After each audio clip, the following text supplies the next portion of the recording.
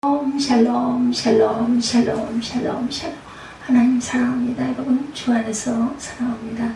오늘 고난 중에도 감사하자 이런 제목으로 함께 은혜를 나눕니다. 고린도후서 1장 3절에서 11절 말씀을 함께 합독했죠. 바울 서신이기도 합니다. 자신의 고린도 교회를 방문할 계획이었으나 사정에 의해서 방문치 못함으로 인한 오해하는 성도들에게 자신의 진실을 밝힘으로 성도를 위로하고 있는 내용이 기록되어 있어요. 하나님께서 자신들에게 베푸신 위로의 은혜를 증거함으로 바울은 성도들에게도 하나님의 위로가 넘치기를 원하는 거죠. 환난 후에 받는 위로입니다. 위로를 주시는 하나님. 4절에 나와 있는데 1절부터 제가 조금 읽겠습니다. 하나님의 뜻으로 말미암아 그리스도 예수의 사도된 바울과 형제 디모데는 고린도에 있는 하나님의 교회와 또 온 아가야에 있는 모든 성도에게 하나님 우리 아버지와 주 예수 그리스도로부터 은혜와 평강이 있기를 원하노라 이렇게 인사하죠. 3절에 찬송하리로다. 그는 우리 주 예수 그리스도의 하나님이시오 자비의 아버지시오 모든 위로의 하나님이시며, 오늘 본문에 나와 있는 부분 4절, 우리의 모든 환난 중에서 우리를 위로하사 우리로 하여금 하나님께 받은 위로로서 모든 환난 중에 있는 자들을 능히 위로하게 하시는 이시로다 이렇게 말씀하고 있죠.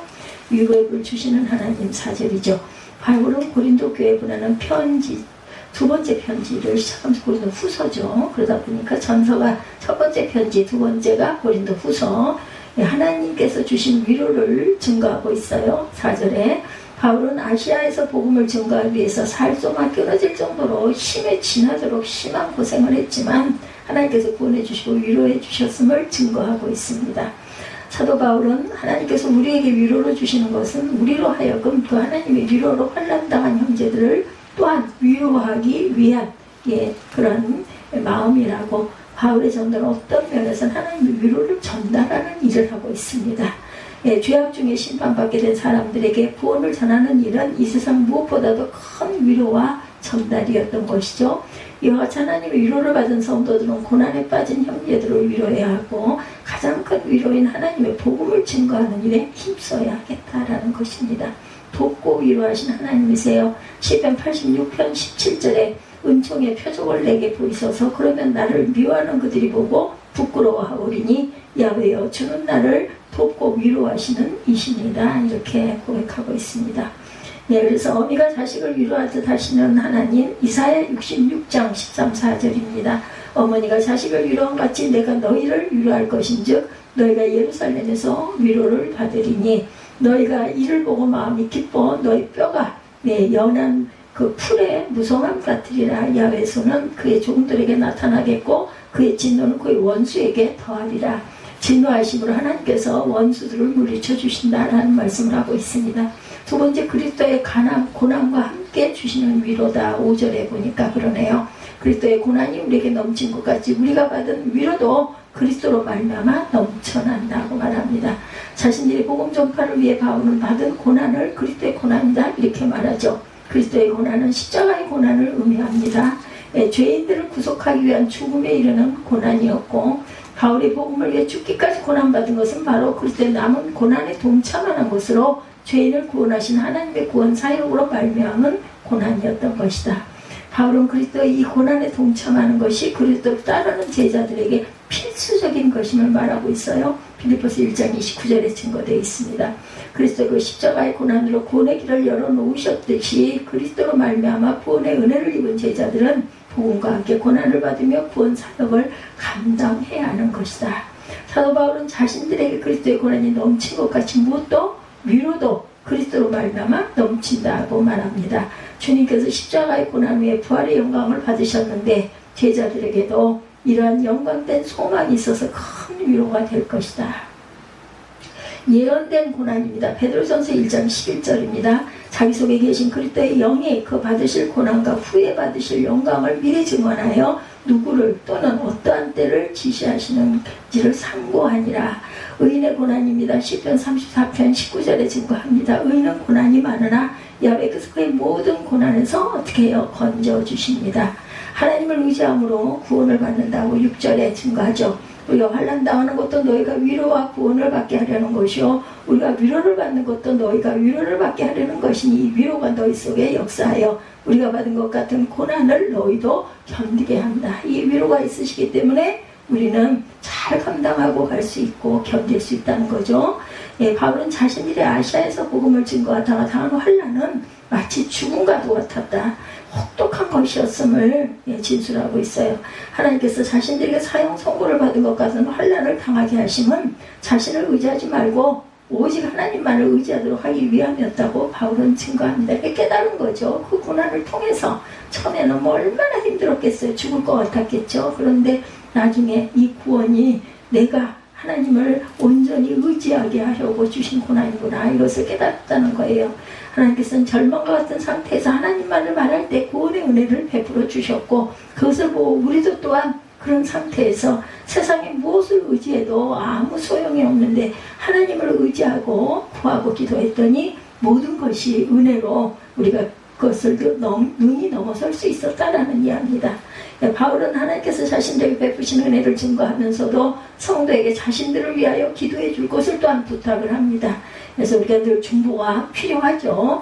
예, 하나님께서 자신에게 베푸신 은혜, 예, 자신들이 하나님께 놀라운 은혜를 받음으로 인하여 다른 많은 사람도 함께 감사하게 하기 위함입니다.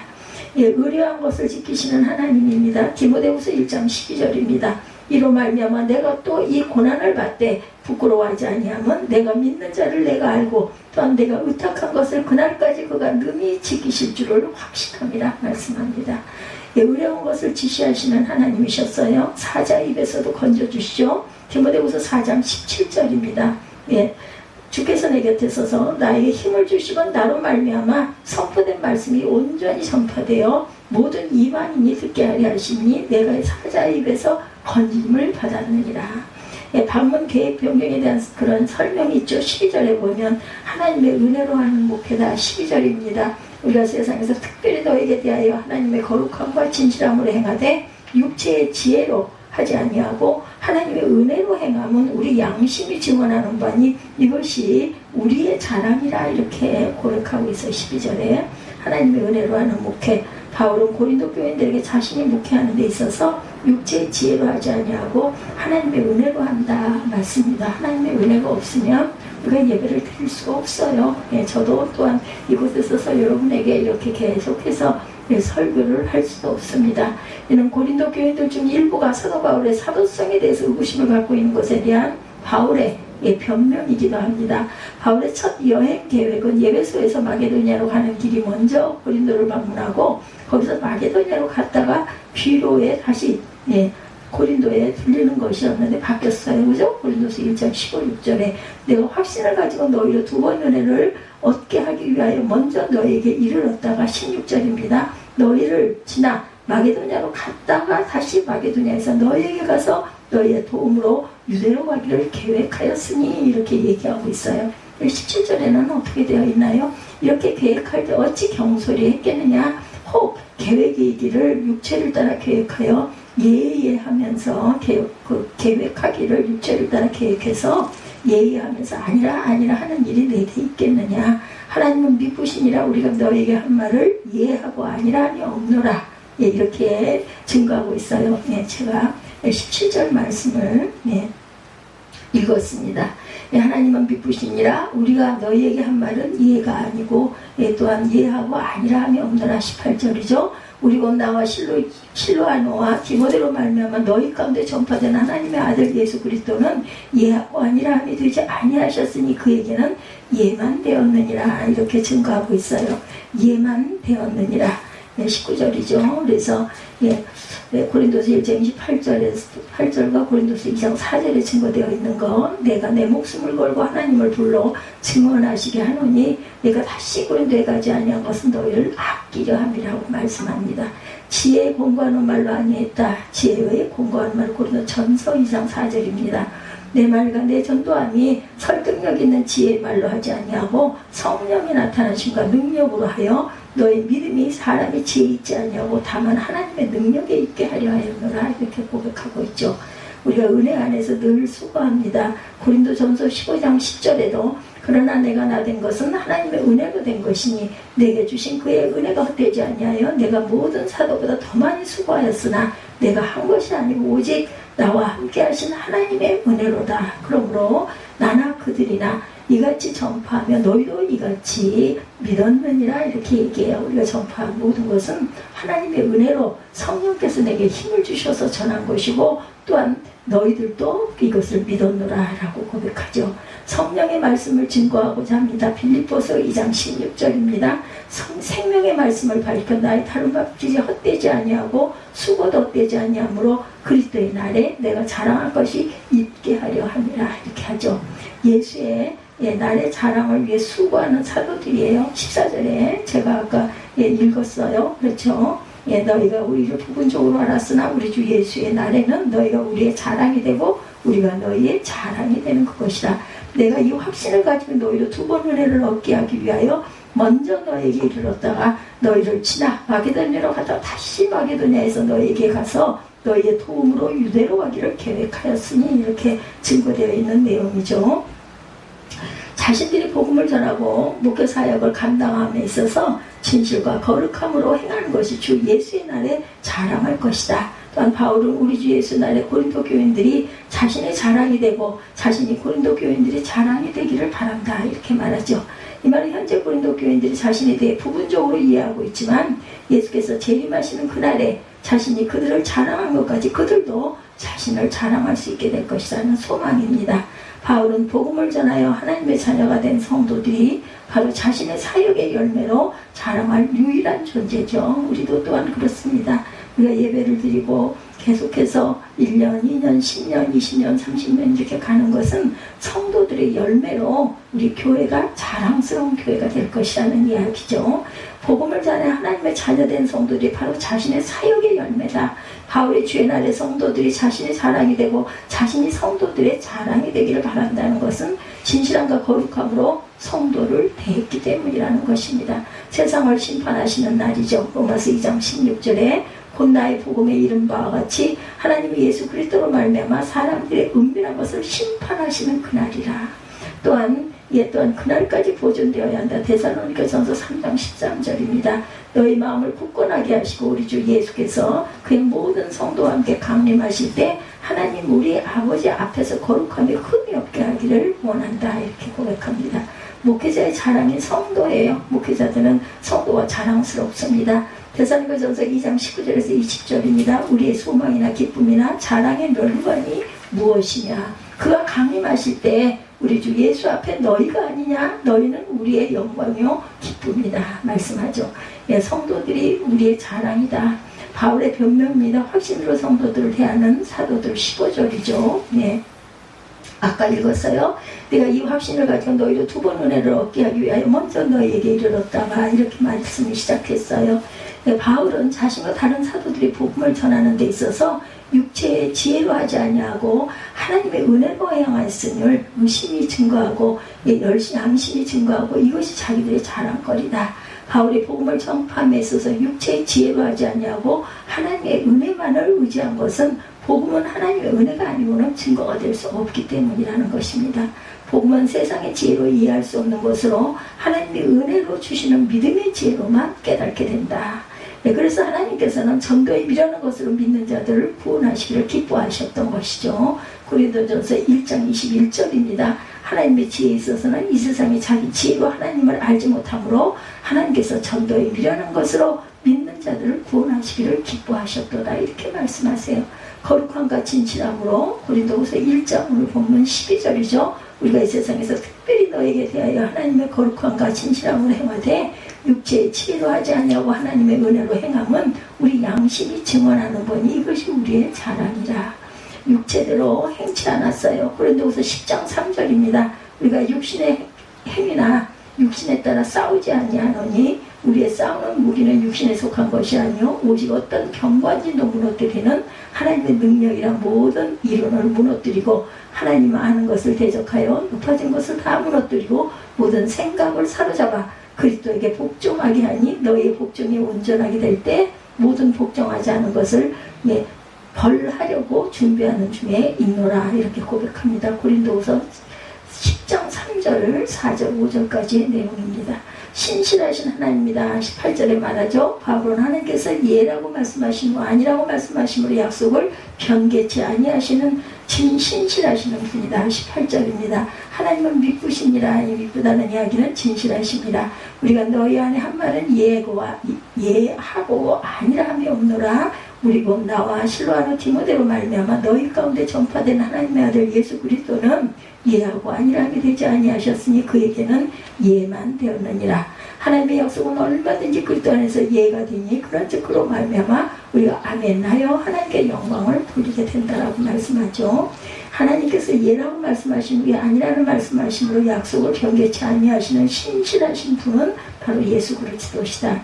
하나님께서 신실하신 것 같이 하나님의 종된 자신들도 임의로 약속을 변개하여 신을 저버리는 자들이 아니라는 것을 주장하죠. 바울은 자신이 성도들과의 약속을 지키지 못한 것은 자신이 신실치 못해서가 아니라 그럴 만한 이유가 있었음을 강조하기 위하여 이와 같은 변명을 하고 있어요.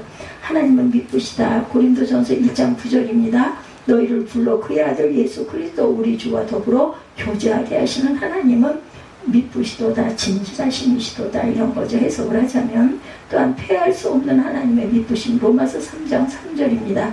너희는 아직도 육신에 속한 자로다. 너희 가운데 시기와 분쟁이 있으니 어찌 육신에 속하여 사람을 따라 행함이 아니리요. 이렇게 분쟁하고 다투는 것은 사단이 우리에게 우리 욕심 속에 어떤 분쟁의 씨를 탐욕을 넣었기 때문이다. 돕는 자로서의 사역의 자세에 대해서 23절에 증거하고 있죠. 마지막 절입니다. 내가 내 목숨을 걸고 하나님을 불러 증언하시게 하노니 내가 다시 고린도에 가지 아니한 것은 너희를 아끼려 함이라. 우리가 너희 믿음을 주관하려는 것이 아니요 오직 너희 기쁨을 돕는 자가 되려 함이 이는 너희가 믿음에 섰습니다. 이렇게 맞춰지죠.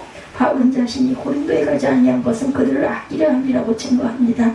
또한 자신이 성도를 주관하려는 것이 아니라 그들의 기쁨을 돕는 자가 되려 함이라고 말하므로 자신의 겸손한 사역의 자세를 증거합니다.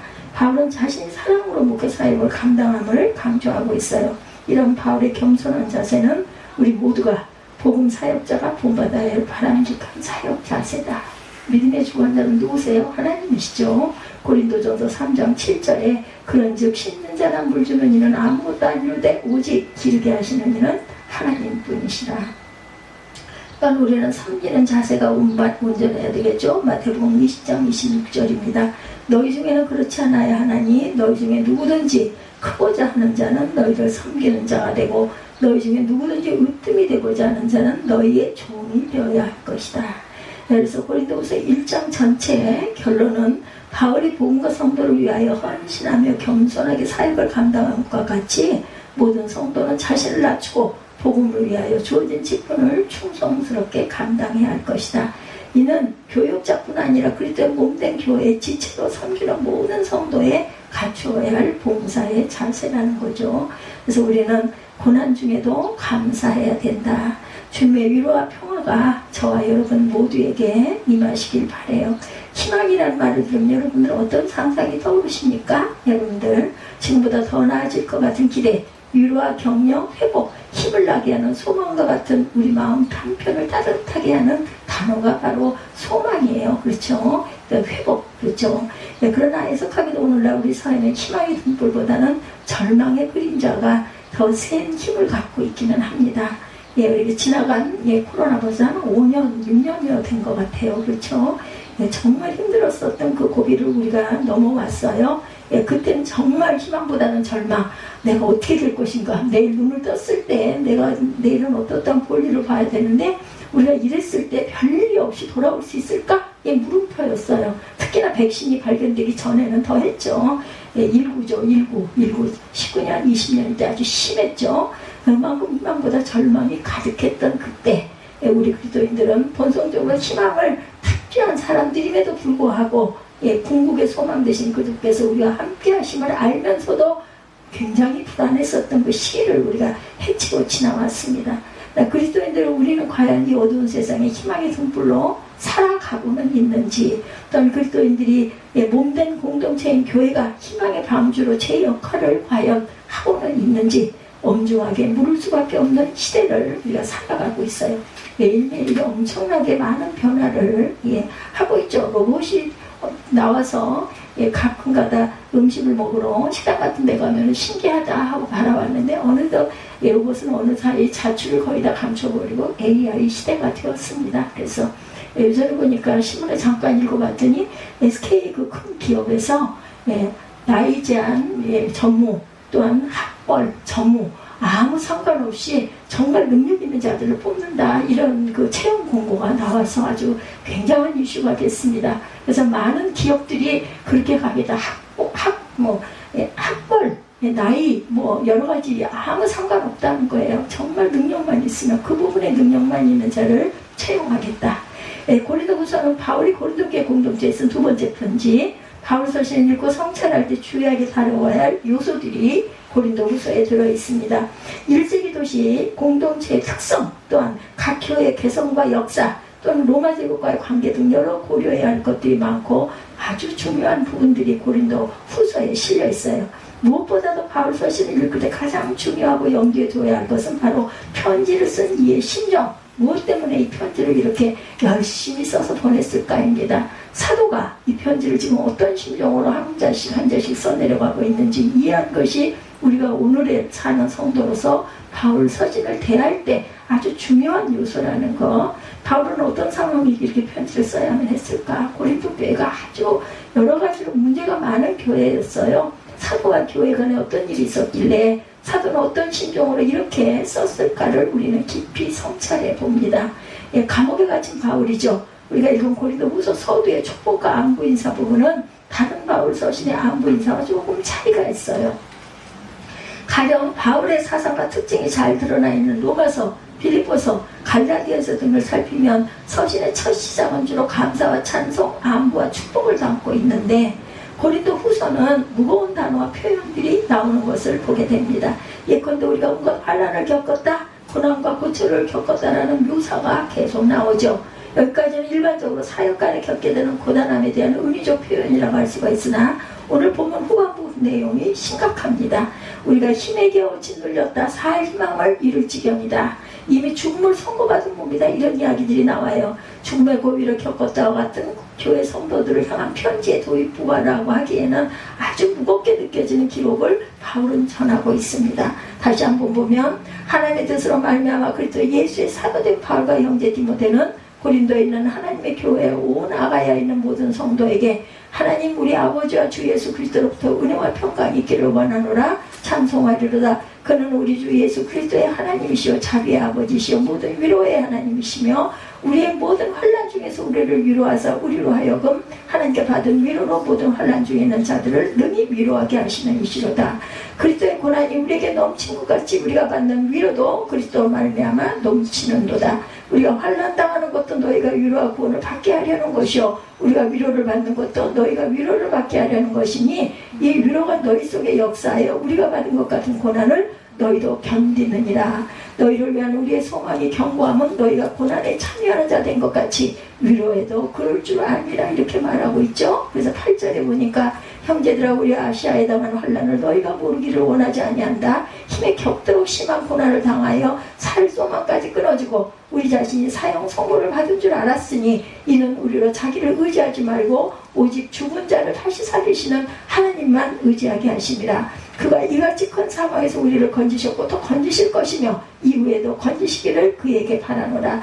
너희도 우리를 위하여 간구함으로 도우라. 이는 우리가 많은 사람의 기도로 얻은 은사로 말미암아 많은 사람이 우리를 위하여 감사하게 합니다. 감사하게 합니다는 말이 11절에 등장하고 있어요.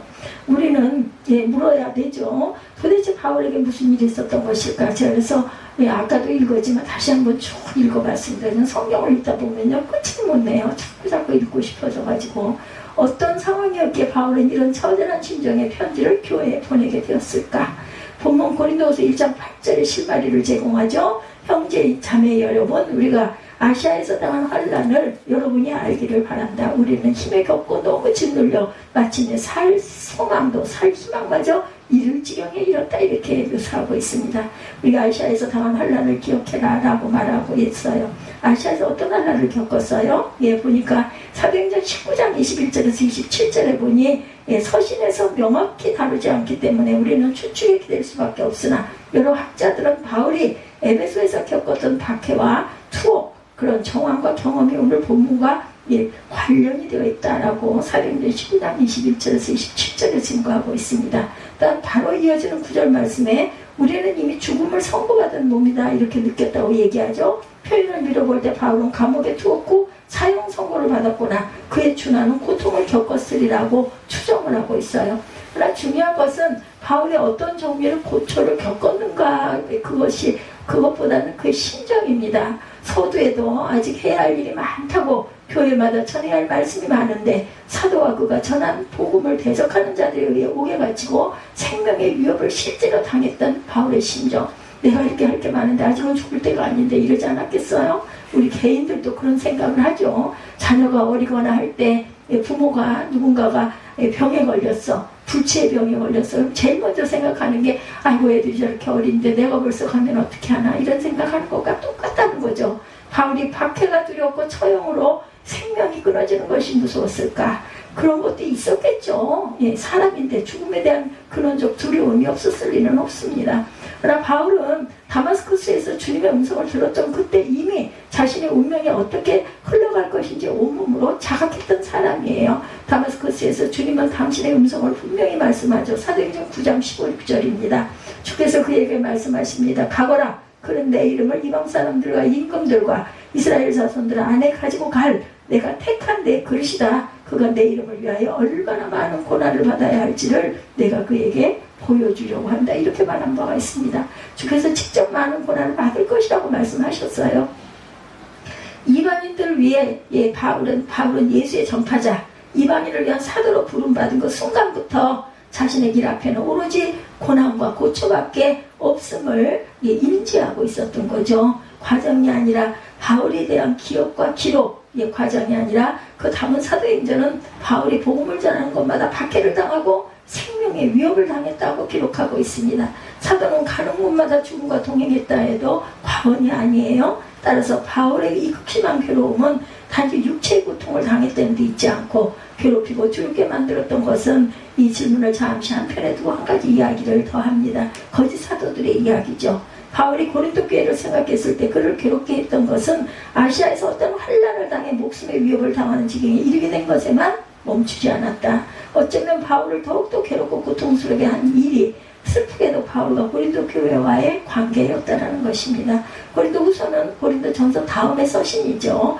문제는 고린도 전서와 고린도 후서 사이에 어떤 사건이 발생했는데 이 일이 바울을 심각하게 괴롭히고 있음을 알려주고 있습니다. 아픔, 그것을 주었다는 거죠. 바울이 복음을 전하는 곳마다 아름다운 사건이 벌어졌지만 동시에 고통스러운 박해도 정말 많이 일어났다. 바울은 그 자신이 스데반에게 했던 것 같이 동족 유대인들에게 여러 가지 비방과 고초를 겪게 돼요.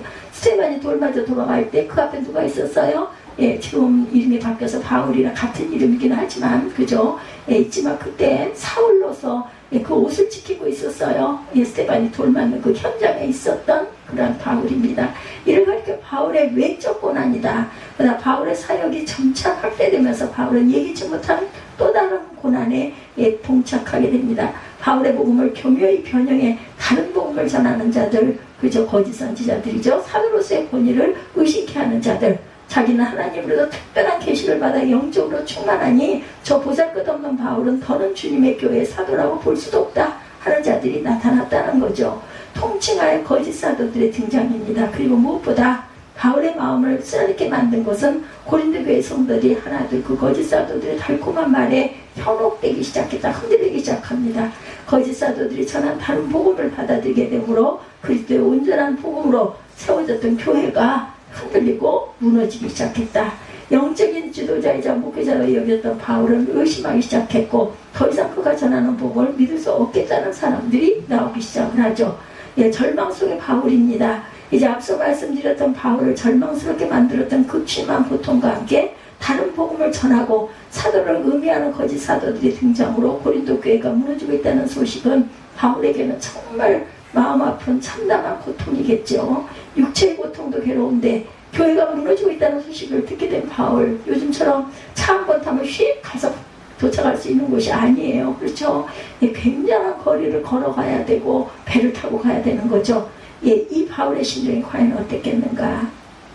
이제 우리는 비로소 사도의 심정을 조금 더 헤아릴 수 있을 것 같죠. 어느 한 곳을 피할 수 없는 상황에 직면한 사도는 과연 어떤 마음이었을까. 두려움, 회한, 후회 혹은 분노였을까. 요즘에 그저 인터넷에서 사람을 굉장히 힘들게 하는, 특히나 인기인들한테는 아주 그러한 악플들이 많다고 하지만 바울에게 이 시대의 이 바울의 심정은 이루 말할 수 없이 악플 달고 거기에 해명하고 할 수 있는 길도 없는데, 그죠? 기가 막혔을 겁니다. 절망 가운데 바울 마음속에 떠오르는 것 한 가지, 것은 오로지 고린도 교회와 교우들이 있을 것이다, 이런 생각. 온전한 교우들이 아직도 건재할 것이다. 사도가 피를 토하는 심정으로 복음을 전하며 세웠던 교회, 이런저런 문제도 많고 사도의 마음을 힘들게 했지만 그럼에도 불구하고 신앙이 조금씩 자라났던 새쌀과 같은 교회가 무너질지도 모른다는 생각이 정말 바울에겐 고통이었겠죠.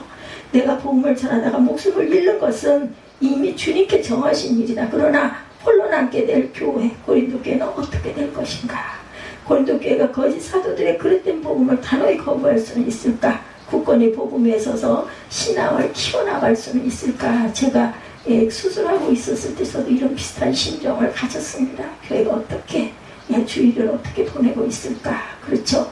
이러한 질문이 바울을 사로잡고 무엇보다도 괴롭게 하죠. 괴롭혔죠. 우리가 이 심령을 이해한다면 오늘 본문 8절의 말씀을 다시 한번 보죠. 형제자매 여러분, 우리가 아시아에서 당한 환난을 여러분이 알기를 바랍니다. 우리는 힘에 겹게 너무 짓물려 마침내 삶이 망가져 이를 지경에 이르렀습니다. 이렇게 고백하고 있어요. 비로소 우리는 사도의 심정이 얼마나 힘겨웠는지, 하다못해 심지어 비교할 수 없는 저 같은 사람도 교회가 어떻게, 예배가 어떻게, 수요 예배가 어떻게, 금요 처리가 어떻게, 이런 걱정을 하는데 이 절망스러운 상황 속에 괴로워하는 사도의 희망이 과연 존재할까? 바울을 살릴 수 있는 희망이 있었다면 과연 무엇이었을까요? 죄가 없으니 이제 감옥에서 나가도 좋다는 석방명령문이었을까? 당신의 신분이 복권되었으니 더 이상 괴롭히지 않겠다는 박해자들의 약속이 과연 있기는 했을까? 인간적인 생각으로 효율을 따진다면 저 문제에 가득한 고린도 교회는 포기하면 그만인데, 바울은 고린도 교회 말고도 말씀을 전해야 할 교회들이 많았어요. 에베소, 빌립보, 갈라디아, 테살로니카, 그리고 로마 이르기까지 많은 교회들이 있습니다. 어리석은 사도 바울은 고린도를 포기할 수가 없어요. 어떤 손가락 깨물어서 안 아픈 손가락 없다고 그러죠. 부모의 마음이 이러합니다. 애기손가락이라고 그래서 이 정도 수까지 손가락이 없어도 괜찮아, 이럴 수는 없죠. 그래 이제 주님의 사도, 잃어버린 한 마리 양을 포기하지 않으셨던 선한 목자 되신 주님의 사도였기 때문에 바울의 편지를 조금 더 따라가 보면 9절 10절 우리는 이미 죽음을 선고받은 몸이다 느끼죠. 그렇게 된 것은 우리 자신을 의지하지 않고 죽은 사람을 살리시는 하나님을 의지하게 하기 위함이었구나. 하나님께서는 이렇게 위험한 죽음의 고비에서 우리를 건져주셨고 지금도 건지고 계세요. 또 앞으로도 건져주시리라는 희망을 우리는 늘 하나님께 두고 갑니다. 바울은 하나님께서 사랑할 희망의 등불이 완전히 꺼져버린 것 같은 심정에서 건져주셨구나 라고 말합니다. 위험한 죽음에서 살려주셨고 앞으로 건져주시려는 희망을 하나님께 두었다고 바울은 고백하죠. 그렇다면 우리는 궁금해요. 바울이 자신의 목숨을 위협하는 실제적인 위험 안에서 하나님께서 자신들을 건져주셨다는 믿음을 어떻게 해서 갖게 되었을까? 무엇이 바울에게 다시 살 수 있는 소망이 되었을까? 다름 아닌 고린도 교회가 다시금 복음 위에 굳건히 서게 되었다는 소식이었습니다. 내가 여기서 석방됐어 이런 게 아니라 다시 그 복음 위에 굳건히 서서 교회가 잘 가고 있다. 바울 사도가 그의 가르침을 다시 받아들였다는 소식, 사도를 의미하는 거짓 사도들을 물리쳤다는 소식이 바로 이 소식이 바울을 다시 살게 합니다. 바울은 이 말을 구체적으로 고린도후서 서문에서 기록하지는 않았지만 7장에서 디모데와 더불어 자신의 가장 아끼는 제자 디도가 고린도 교회를 방문하고 그들의 소식을 바울에게 전해진 장면이 등장을 하죠. 7장에 고린도서 7장에 보면 서신의 정황상 고린도전서 후서 사이 그러니 바울은 복음을 전하는 와중에 온갖 고난과 박해를 당했던 때였고 거짓 사도들이 고린도 교회를 무너뜨리고 있다는 소식을 접했던 때, 그래서 바울은 디도를 보내 고린도 교회 상황을 알아보았다는 거죠. 이었고 디도가 바울에게 되돌아왔고 바울은 그제야 꿈에 그리던 말씀을 답을 받게 됩니다. 고린도서 7장 6절과 7절의 말씀이 나오죠. 그러나 시에 빠진 사람을 위로해 주신 하나님께서는 디도를 돌아오게 하심으로 우리를 위로해 주셨다. 그가 돌아온 것으로 말미암아 그가 여러분에게 받은 위로로 우리는 위로를 받았습니다. 여러분이 나를 위로하고 내가 잘못한 일을 뉘우치고 여러분이 나를 그리워하고 또 나를 열렬히 변호한다는 소식을 그가 전해줄 때 나는 더욱더 기뻐하였습니다. 이렇게 고백되어 있어요. 고린도후서 6절과 7절에 증거합니다. 바울은 디도의 말을 듣고 큰 위로를 받았고 고린도의 교회가 다시금 복음에 굳건하게 서기 시작했다는 말이 바울 사도를 살린 것이라는 거죠. 사도가 교회로부터 듣고 싶은 말은 딱 이거예요. 교회가 날로 커져서 근사한 건물을 새로 올렸다. 헌금함이 가득 차서 넘칠 지경이다. 온 인근 사람들이 모조리 우리를 물어본다. 이런 말들이었겠는가? 그렇지 않죠. 사도가 듣고 싶은 말, 희망의 절망의 소용돌이에 고통받는 바울을 살렸던 유일한 말은 교회가 복음 위에 온전히 서서 가고 있다는 거죠. 이것이 사도를 살리며 절망에서 희망으로 옮기는 그러한 일이라면 우리 주님께서도 이 말 듣기를 가장 기뻐하시지 않겠는가? 우리 주님이 교회로부터 듣고 싶은 말, 보고 싶은 장면, 이루고 싶은 꿈이 바로 다른 것 없는 우리 교회가 복음 위에 서서 절망스러운 세상에 든든한 희망이 불빛이 되었다는 것. 이제 오늘 우리 본문 서도의 의미가 명확하죠. 고린도 교회가 사도의 고난을 이해했고 고난에 함께 동참함을 바울은 감사하며 하나님을 찬양합니다. 3절부터 시작된 게 그래서 3절부터 오늘 본 말씀이 시작이 된 거죠. 교회와 사도가 서로의 고난을 끌어안을 때 온갖 환난을 당하는 사람들을 위로할 수 있다고 바울은 4절 말씀을 통해 분명히 말씀해요. 그리고 순회 선교사로서 고린도 교회를 다시 떠나야 하지만 이제는 두렵거나 걱정되지 않는다. 바울이 고린도 교인들에게 거는 희망이 이제는 든든해졌기 때문에 우리 각 한 사람 한 사람이 희망의 등불이 되어 복음에 온전히 설 때 환난 중에 이웃이 다시 살아보자 힘을 얻을 수 있다는 것. 나아가서 우리 교회가 복음의 한 속에 든든히 설 때 사도에게 살 희망을 주었듯이 우리 주님을 기쁘시게 하며 어두운 그림자에 뒤덮인 이 세상에 희망의 방주가 되기를 주님의 이름으로 축복합니다. 우리 교회가, 우리 기업들이 모두 다 주님의 이름으로 기도로 다시 든든히 서할 때 소망이 된다라는 것. 그래서 우리가 고백하게 되죠. 찬송하리로다. 그는 우리 주 예수 그리스도의 하나님이시오 자비의 아버지시오 모든 위로의 하나님이시며 환난 중에 우리를 위로하서 우리로 하여금 하나님께 받은 위로로 모든 환난 중에 있는 자들을 능히 위로하게 하시는 자시로다. 우리는 우리 자신이 사형 선고를 받은 줄 알았으니 이는 우리로 자기를 의지하지 말고 오직 죽은 자를 다시 살리신 하나님만 의지하게 하십니다. 여러분들 어려움 있으십니까? 환난 있으십니까?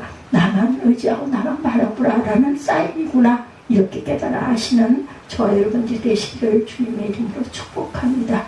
고린도후서 1장 3절에서 11절 고난 중에도 감사입니다.